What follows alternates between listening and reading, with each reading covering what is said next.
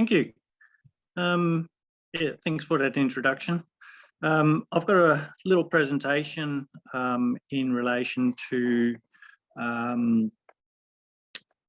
end users, and I'm just going to share that with you. I think you may be able to see that now. There we go.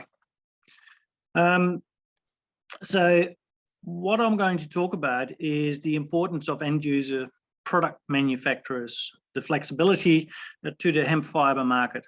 So first of all, I need to tell you that I am not an agronomist. I'm not a farmer. I don't know much about fibre. I don't know much about seed. I know a little bit about hemp. I know a lot about manufacturing. I'm a mechanical engineer, and that's what my background is, mostly in management. To talk at a fibre forum is somewhat unnerving for me, because my expertise is more in the manufacturing. However, I think that some of the things I say may hit home with you. So Hemp Squared is a manufacturing of building materials. We focus on hemp blocks.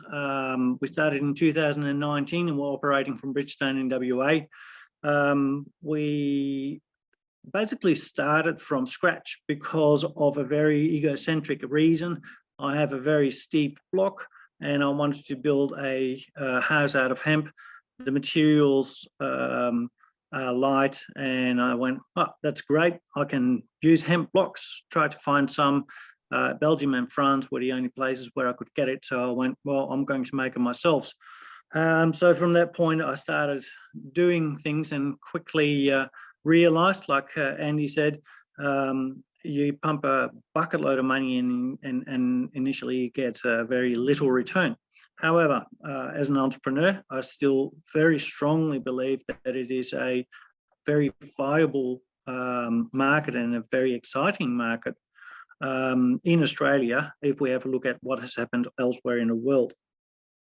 So a lot of times we think, oh, it's too hard, and what difference can I make? But yeah, I always go back to, if you don't think that you alone can make a difference, then just think about the mosquito in the room and how disturbing that mosquito can be in a what's supposed to be very nice night. So what I want to talk about is not hemp blocks. I wanted to talk about the flexibility of end product manufacturers in the hemp industry. So in my industry, we're very dependent on growers and processors, and I think that processors are very dependent on manufacturers and growers are very dependent on manufacturers and processors. There's not one sector that can actually do something in isolation. We're always depending on other people, and to make sure that demand is met from any of those, it's super important that communication is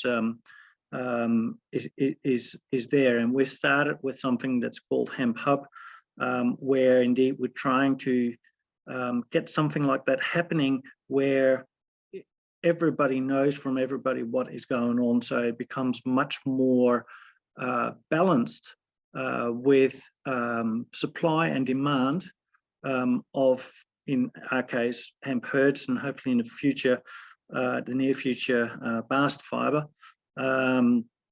based on what our needs are, so that we can tell the processor and the processor can tell the grower if they are one and the same. Great. That's something that we find is super important, that communication. When we first started, we imported the herd from France. There were several reasons for that. The first one is that we started with a brand new product, and we needed to have raw materials that had known parameters, and because the French herd is certified to CNC, we knew what we were going to get, and we didn't think that we would be able to get that here in Australia from the conversations that we had with different people. We are now pivoting away from that, and I'll get back to that in a short while.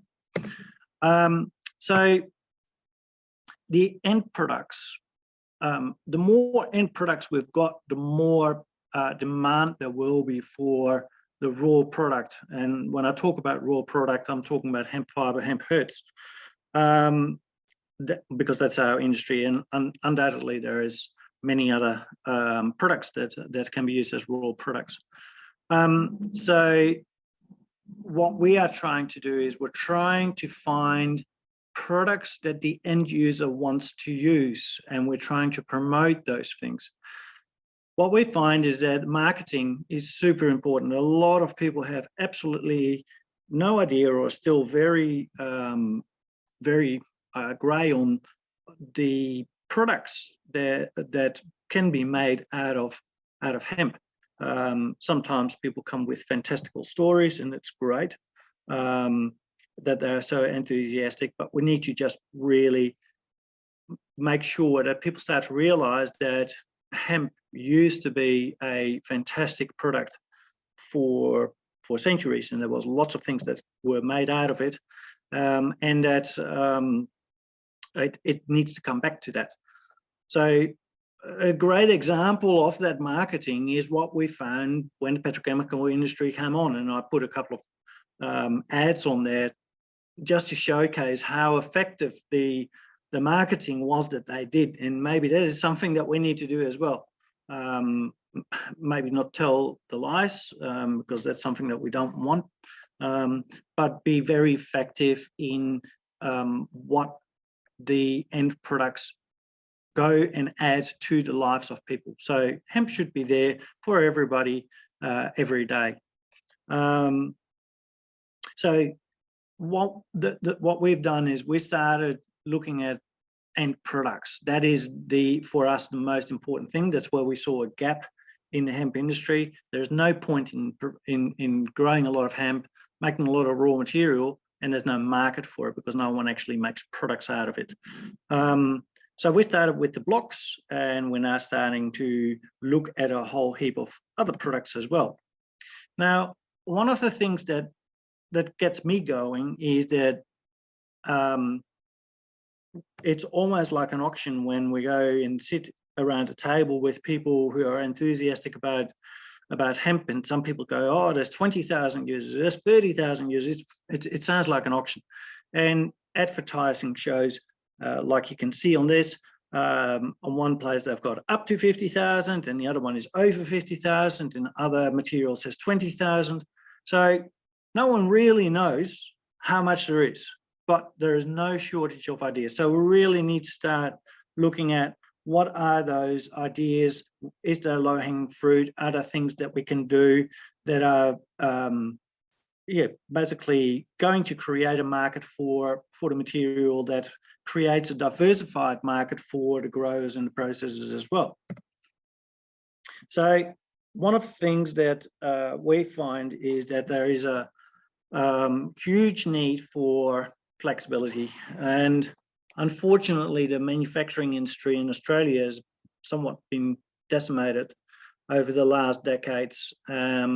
So it's quite hard to have expertise in that manufacturing side of things, and that makes it hard to be flexible. So, but at the same time, we have the opportunity to get away from what the normal norms are and start doing some things a little bit different than what has always been done or what always the norm is.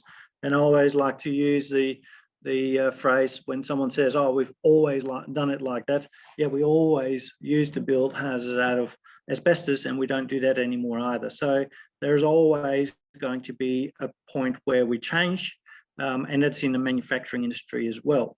So we need to be very good as an end manufacturer to predict what is going to come up we need to be super flexible. And when we've ordered a certain amount of hemp herds or bast fibre or whatever the raw material is, we need to make sure that that's being used and that there is a steady demand for herd and supply from the growers and processors. We would love to see that year on year we are able to increase our offtake from processors or growers of the raw materials, just basically based on what we do in our business, making end products that we bring to market.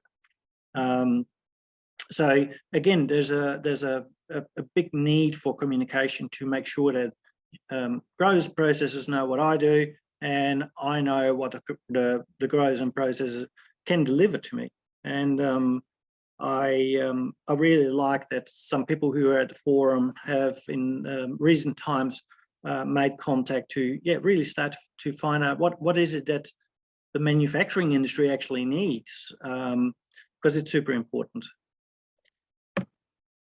So a little bit back to Hemp Squared. So we started with blocks, and that's been going well. But more recently, the building industry has somewhat stopped. It's certainly no new houses are being signed off on as much as what we have seen in the past.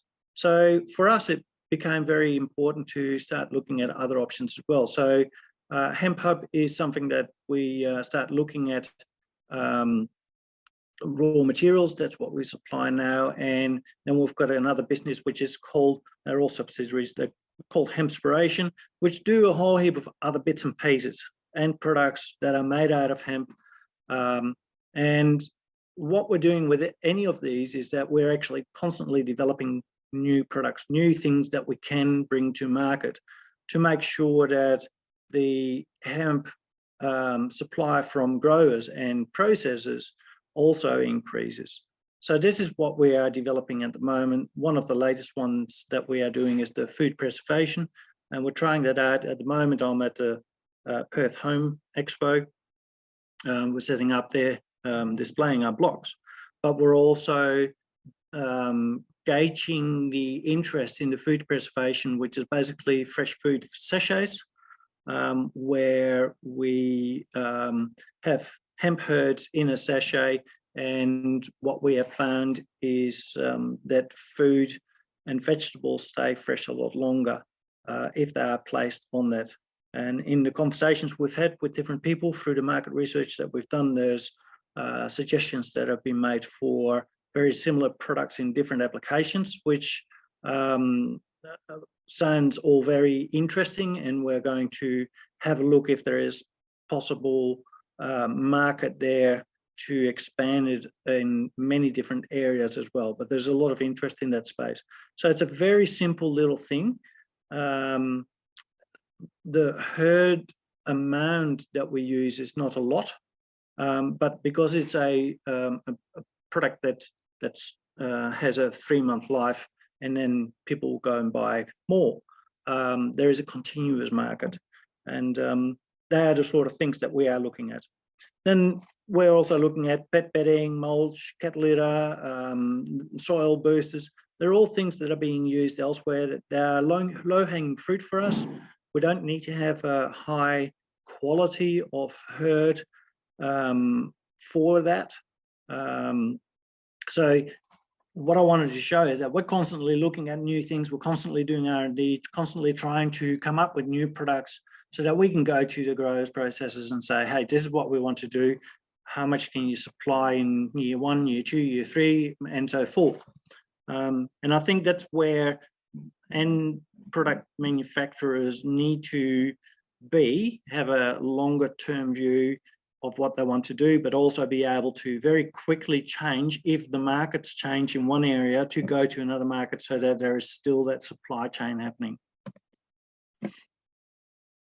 So one of the things that that we are doing in Hemp Squared is we want to grow the Australian hemp industry. And one of the things that we are doing, as I said before, is we are looking at going to 100% Australian hemp for our raw material.